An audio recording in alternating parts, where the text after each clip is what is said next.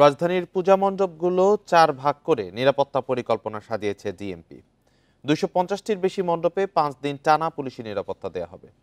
Police সদর বলছে, সারা দেশের পূজা মণ্ডপগুলোতে নিরাপত্তার পাশাপাশি গুজব ঠেকাতে কাজ করছে তারা।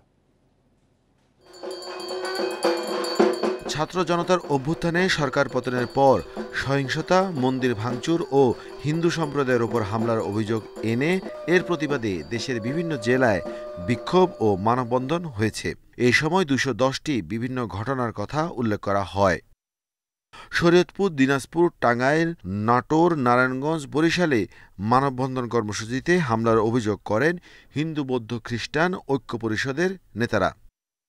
তবে এবারের পুজোয় যে কোনো ধরনের হামলার কথা উড়িয়ে দিয়েছে ডিএমপি। তারা বলছে, লোক সমাগম ও স্পর্শকাতর এলাকা বিবেচনায় পূজা মণ্ডপগুলোকে 4 ভাগ করে নিরাপত্তা ব্যবস্থা সাজানো হয়েছে। সবকিছু বিবেচনা করে আমাদের পূজা মণ্ডপগুলোকে আমরা 4টা ক্যাটাগরিতে ভাগ করেছি। একটা হচ্ছে ক শ্রেণীর, একটা খ শ্রেণীর, তারপর আর একটা হচ্ছে মধ্যম, আর একটা হচ্ছে আপনার সাধারণ শ্রেণীর।